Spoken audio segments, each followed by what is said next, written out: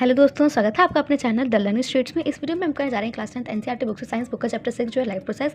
Previous video में हमने देखा था न्यूट्रिशन के कुछ पार्ट्स देखे थे जो कि ऑटोट्रॉफिक और हेटरोट्रॉफिक है। ऑटोट्रॉफिक हमारा कंप्लीट हो चुका है, हेटरोट्रॉफिक आज हम स्टार्ट करेंगे टॉपिक। तो हेटरोट्रॉफिक के अंदर मैंने पहले ही बताया था कि इसके अंदर हम डाइजेस्टिव सिस्टम के बारे में बात करेंगे कि फूड किस तरह से डाइजेस्ट होता है वगैरह। तो यहाँ पे आज वही करते हैं। तो ये हमारा कुछ डाइजेस्टिव सिस्टम इस तरीके से है। अब डाइजेस्टिव सिस्टम के बारे में ज़रा देख लेते हैं। अब जब बात आ रही है डाइजेस्टिव सिस्टम की, तो अब कोई चीज़ डाइजेस्ट तभी होगी जब हम कुछ इनटेक करेंगे, है ना, अपने अंदर कुछ लेंगे तभी कोई चीज़ डाइजेस्ट हो पाएगी। उसके लिए हम क्या करते हैं कि हम खाना खाते हैं तो वो फिर फूड पाइप के थ्रू, ये हमारी फूड पाइप है, इसके थ्रू वो हमारे स्टमक में जाता है। फिर उसके बाद जो भी प्रोसेस होना होता है वो होता है। तो आज वही प्रोसेस देखेंगे कि किस तरीके से खाना डाइजेस्ट होता है ना, और फिर जो वेस्ट प्रोडक्ट होता है, जो मटेरियल होता है वो निकल जाता है। तो वही आज देखेंगे। तो अब सबसे पहले तो हम देख लेते हैं कि हमने अपने खाना खाया, है ना, खाना हमने खाया थ्रू द माउथ, इनटेक किया हमने, यहाँ से फूड इनटेक किया, ठीक है, फूड खाना खाया। अब अंदर जब गया तो ऐसा तो है नहीं कि वो अपने आप ही डायरेक्ट स्टमक में चला जाएगा, तो ऐसा तो है नहीं।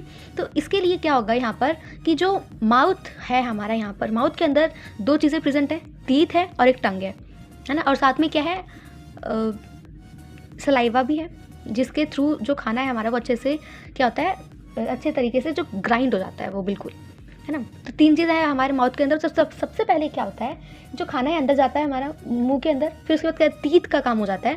टीथ उसको क्या करते हैं, च्युइंग करते हैं, फिर ग्राइंड कर देते हैं, हमारे पूरे खाने को पूरा पीस देते हैं। और फिर उसके बाद हमारा खाना जो टंग है, टंग फिर उसको क्या करती है, टंग उसको रोल करती है, उसको टेस्ट लेती है कि खाने का टेस्ट कैसा है, और फिर उसके बाद उसको क्या करती है, पुल, मतलब अंदर को ढकेलती है ताकि खाना अंदर जाए, है ना। ये तो काम हुआ इसका, माउथ का, ये तीन काम।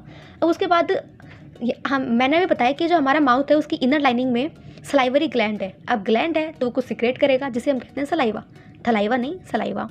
तो सलाइवा सिक्रेट करेगा वो, सलाइवरी ग्लैंड, जिसे हम सलाइवरी एमाइलेज भी कहते हैं, है ना। तो सिक्रेट करेगा वो सलाइवरी एमाइलेज, जिसे हम शुगर भी कहते हैं। उसके थ्रू फिर वो सारा खाना मिक्स होके आएगा अंदर, इधर आएगा ईसोफेगस के थ्रू। फूड पाइप जो है ये वाली, इस फूड पाइप को हम कहते हैं ईसोफेगस, ईसोफेगस।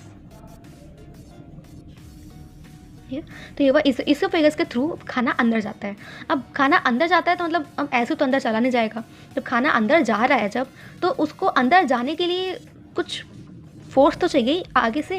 अगर ऐसे खाना खाते मतलब अब ऐसे तो उसको कोई रास्ता दिखाएगा नहीं, क्या स्लाइड होके वो आ रहा है, तो कोई प्रोसेस होगा उसको अंदर ले जाने के लिए। तो एक प्रोसेस है, उसका नाम है पेरिस्टाल्टिक मूवमेंट। पेरिस्टाल्टिक मूवमेंट का मतलब, जैसे कि मान लेते हैं कि ये हमारी फूड पाइप है, ठीक है, ये हमारी क्या है, फूड पाइप है।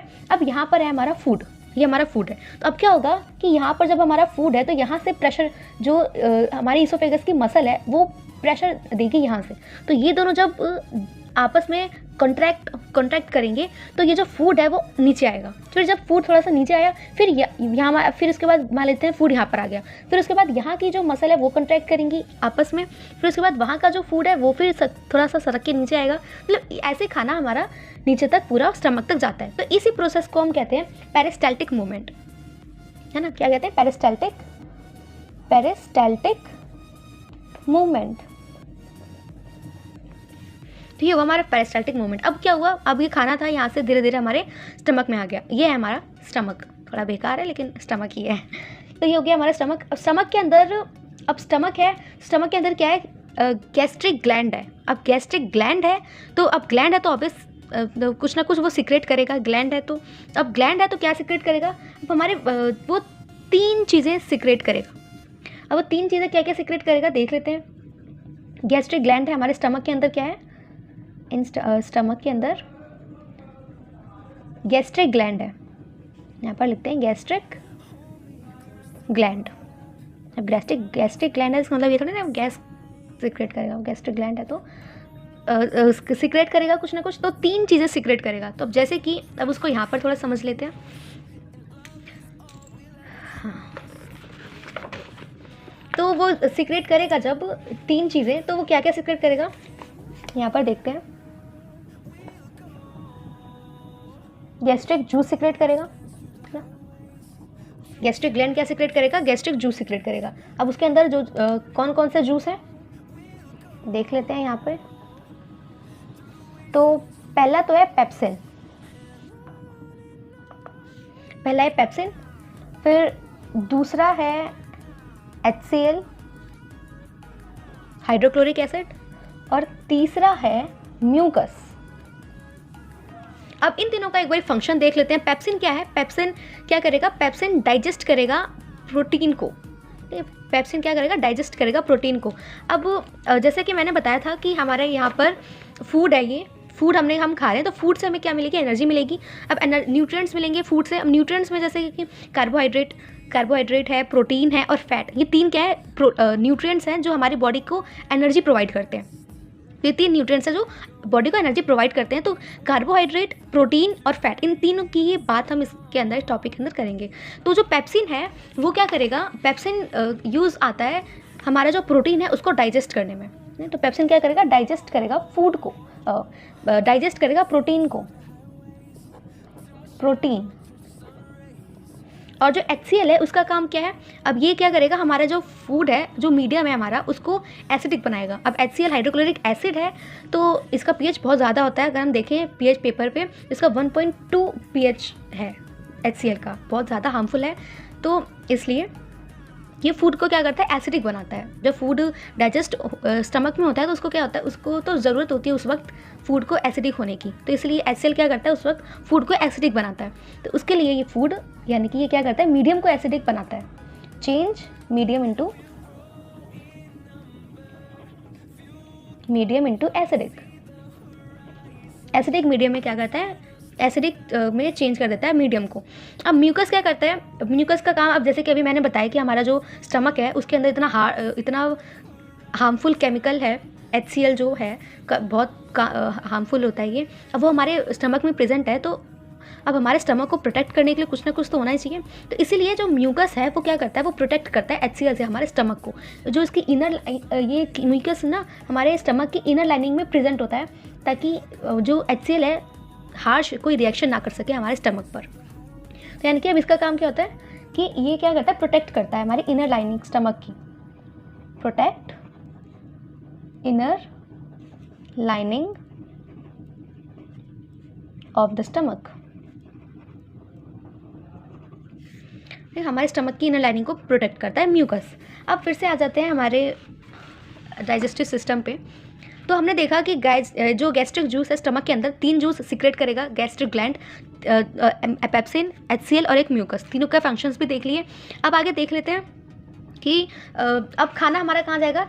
अब खाना स्टमक से होते हुए कहाँ जाएगा, स्मॉल इंटेस्टाइन है, जो यहाँ पर है, ये वाला स्मॉल इंटेस्टाइन है। तो यह खाना यहाँ पर जाएगा। अब जब खाना यहाँ पर जाएगा तो स्मॉल इंटेस्टाइन को हम स्मॉल इंटेस्टाइन को हम ज़्यादातर ज़्यादातर जो डाइजेशन होता है हमारा, पूरा जो भी डाइजेशन है वो ज़्यादा, वो ऑलमोस्ट हम कह सकते हैं कि स्मॉल इंटेस्टाइन के अंदर ही आके ख़त्म होता है। पूरा हमारा जो डाइजेशन है वो स्मॉल इंटेस्टाइन पर ही आकर के एक तरीके से, मतलब ऑलमोस्ट कह सकते हैं कि यहीं पर ही पूरा डाइजेशन हमारा स्टमक का होता है। पूरा डाइजेशन फूड का यहीं पे होता है, स्मॉल इंटेस्टाइन के अंदर। तो इसीलिए इसको हम the site of complete digestion of food भी कहते हैं। स्मॉल इंटेस्टाइन को the site of complete digestion of food भी कहते हैं। आगे देखते हैं जो हमारा स्मॉल इंटेस्टाइन है उसके अंदर अब क्या होगा कि खाना भी इसके अंदर गया। तो जो स्मॉल इंटेस्टाइन है ना, इसका जो सरफेस एरिया है ना वो कुछ इस तरीके से होता है, कुछ इस तरीके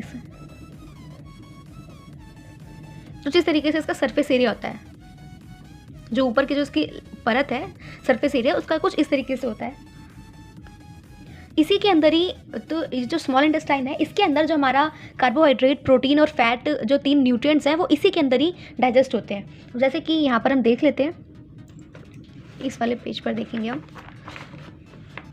देख लेते हैं कि जो कार्बोहाइड्रेट, प्रोटीन और फैट है वो क्या क्या बनेंगे आगे डाइजेस्ट होने के बाद। तो जो कार्बोहाइड्रेट है, कार्बोहाइड्रेट वो किसमें चेंज होगा, कार्बोहाइड्रेट चेंज होगा ग्लूकोज में, ग्लूकोज, कार्बोहाइड्रेट चेंज होगा ग्लूकोज में डाइजेस्ट होने के बाद। और फिर जो फैट है वो किस में कन्वर्ट होगा, फैटी एसिड, या फिर हम इसको कह सकते हैं ग्लिसरॉल। ग्लिसरॉल। फैट हो गया, कार्बोहाइड्रेट हो गया, फैट हो गया, अब बजाय प्रोटीन। प्रोटीन डाइजेस्ट होकर क्या बनाएगा, किस में चेंज होगा, प्रोटीन चेंज होगा अमाइनो एसिड में, अमाइनो एसिड।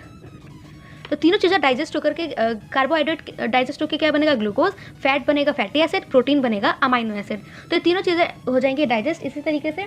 तो जब डाइजेस्ट ये सारी चीज़ें हो जाएंगी तो इन सब चीज़ों को डाइजेस्ट होने के लिए अब यहाँ पर एक बार अपना फिर से देखेंगे ह्यूमन डाइजेस्टिव सिस्टम। इसके अंदर क्या है कि अब हमारा जो ये तो हो गया, अब यहाँ पर गया हमारा जो फूड है अभी तक वो क्या है, एसिडिक है।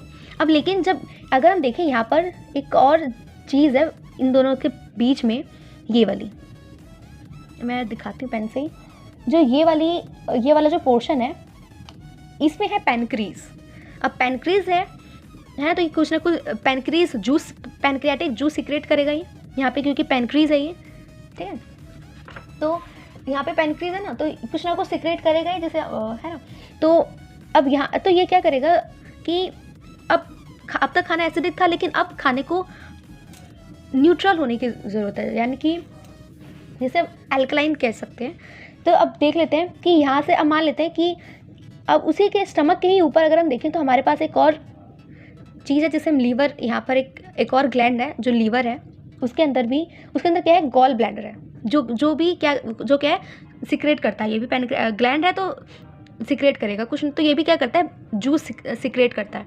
तो अब ये क्या सिक्रेट करेगा, अब इसके अंदर लीवर जो है वो क्या सिक्रेट करेगा, वो सिक्रेट करेगा बाइल जूस और बाइल सॉल्ट। अब बाइल जूस और बाइल सॉल्ट का क्या काम है वो भी देख लेते हैं। बाइल जूस इसलिए काम आता है, लीवर क्या सिक्रेट करेगा, यहाँ पर लिख लेते हैं, लीवर सिक्रेट करेगा बाइल जूस और बाइल सॉल्ट। बाइल जूस का क्या काम होता है कि जो बाइल जूस है हमारे बॉडी के अंदर वो क्या करता है, वो डाइजेस्ट करता है। बाइल जूस डाइजेस्ट करता है हमारे फूड को अल्कलाई बनाने में, है ना। हमारे फूड के जो मीडियम है अभी तक क्या था, वो एसिड था, लेकिन अब यहाँ पर जब आता है वो खाना फूड हमारा, तो अब वो क्या कहता है कि अब भाई हमें फूड को एसिडिक नहीं चाहिए। फूड जो पैनक्रीज है यहाँ की वो कहती है भाई फूड एसिडिक नहीं, अब फूड को थोड़ा रिएक्शन उसका कम करो, तभी आगे डाइजेस्ट हो पाएगा अच्छे से। तो उसके लिए हम क्या करते हैं कि लीवर से क्या करते हैं, जूस लेते हैं, बाइल जूस जिसे हम कहते हैं बीजे बाइल जूस। वो क्या करेगा, फूड को बनाएगा अल्कलाइन, है ना, फूड को अल्कलाइन बनाएगा, जिससे कि आगे वो उसका डाइजेशन का प्रोसेस है वो अच्छे से हो जाए।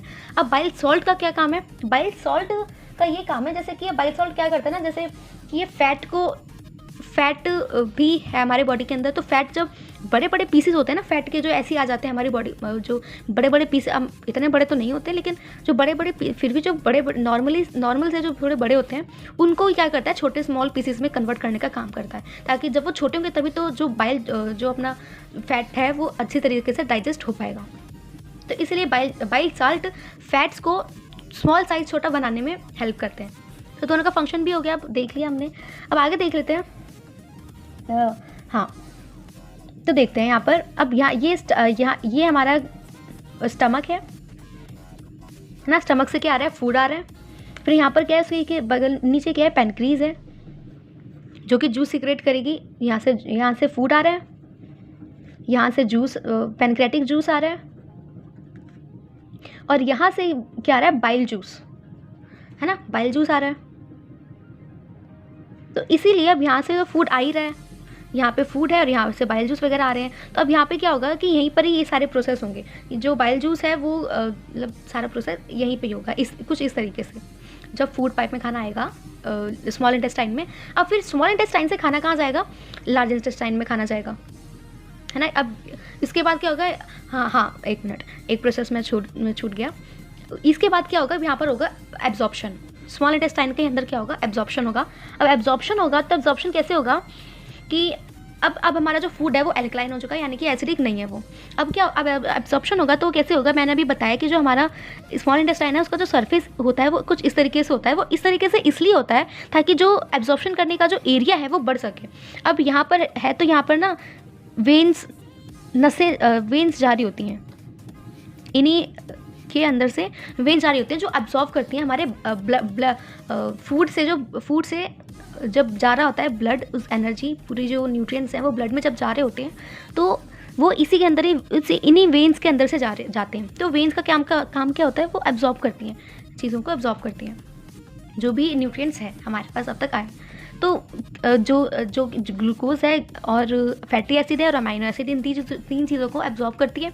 तो एब्जॉर्ब करेगी, तो जब एब्जॉर्ब करती है तो उसका एरिया बढ़ाने के लिए, यानी कि ज़्यादा एब्जॉर्ब कर सके, ताकि ये चीज़ें वेस्ट ना हो, जो ग्लूकोज और फैटी एसिड और जो अमाइनो एसिड है ये चीज़ें वेस्ट ना हो, काम आए, इसलिए वो क्या करती है कि एब्जॉर्ब करने का एरिया बढ़ाने के लिए इसका जो सरफेस एरिया है वो इस तरीके से होता है। अब आप अगर सीधा सीधा होगा, यानी कि ऐसे ऐसे होगा, तो उसका सरफेस एरिया उतना नहीं बढ़ पाएगा। अगर ऐसे है तो यहाँ से क्या है, यहाँ से भी एब्जॉर्ब हो रहा है, यहाँ से भी, यहाँ से भी, यहाँ से भी, मतलब हर जगह से। तो सरफेस एरिया बढ़ाने के लिए इसका जो सरफेस एरिया है ऐसा है, यानी कि मैक्सिमाइज़ करने के लिए, है ना, एब्जॉर्प्शन को मैक्सिमाइज़ करने के लिए इसका एरिया, इसका जो ऐसा है। अब इसके ऊपर शायद ना विलियाई टाइप के कुछ होते हैं जो कि एब्जॉर्ब करने में हेल्प करते हैं, जो भी हमारा फूड वगैरह है उसको, है ना।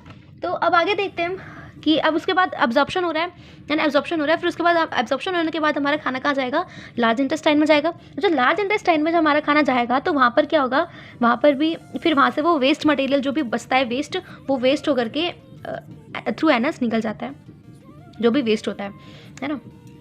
फिर यहाँ पर भी वैसे लार्ज इंटेस्टाइन में भी एब्जॉर्प्शन होता है वाटर का, रीअब्जॉर्प्शन होता है वाटर का, क्योंकि हमारी बॉडी के लिए वाटर बहुत इंसेंशियल है, ज़रूरी है बहुत, तो इसलिए वाटर का एब्जॉर्प्शन होता है इसके अंदर। अब ऐसा नहीं कि पूरा ही वाटर निकालेगा, पूरा ही वाटर एब्जॉर्ब करेगा, पाउडर थोड़ी ना निकालना है ना। तो इसलिए मतलब फिर भी वो वाटर एब्जॉर्ब करेगा और फिर जो वेस्ट हो जाएगा वो फिर थ्रू एनस बाहर निकल जाएगा, जिसे हम वेस्ट मटेरियल प्रोडक्ट कहते हैं। अब ये हो गया हमारा पूरा डाइजेस्टिव सिस्टम का प्रोसेस, जो भी अंदर होता है वो सब बता दिया मैंने। अब देख लेते हैं एक बारी, फिर से आगे आते हैं, वहाँ पर देखते हैं जब हम खाने को खाते हैं तो उसे हम कहते हैं इंजेशन, है ना। जब हम खाने को खाएंगे तो उसे हम कहेंगे इंजेशन। उसके बाद जो खाना डाइजेस्ट हो रहा है, मतलब कि वो खाना पूरा डाइजेस्ट हो रहा है, पूरा सिस्टम अंदर हो रहा है, तो उसे हम कहेंगे डाइजेशन, है ना। और फिर उसके बाद जब पूरा खाना डाइजेस्ट होने के बाद उसके बाद क्या होगा, खाना एक्सपेल होगा, है ना। वेस्ट मटेरियल जो है वो पूरा वेस्ट प्रोडक्ट बॉडी से बाहर जाएगा, तो उसे हम नाम दे देते हैं एक्सहेल, है ना। खाना क्या हो रहा है, एक्सहेल हो रहा है, उसे हम नाम दे देते हैं ईजेशन। तो यानी कि digestion, intake of food, ingestion यानी कि इनटेक ऑफ फूड, डाइजेशन यानी कि जो भी प्रोसेस अभी हमने देखा वो पूरा प्रोसेस, उसको हम नाम दे देते हैं डाइजेशन। और फिर जो खाना वेस्ट मटेरियल जो एक्सहेल हो रहा है तो उसे हम नाम दे देते हैं ईजेशन, यानी कि इंजेशन, डाइजेशन और ईजेशन, है ना, ईजेशन। तो ये हो गया, तो यहाँ तक हो गया। तो हमारा टॉपिक आज का जो था वो क्लियर हो गया। अब नेक्स्ट वीडियो में हम करेंगे अपना जो टॉपिक है नया, नेक्स्ट रेस्पिरेशन, वहाँ से शुरू करेंगे। तो आज के लिए इतना ही।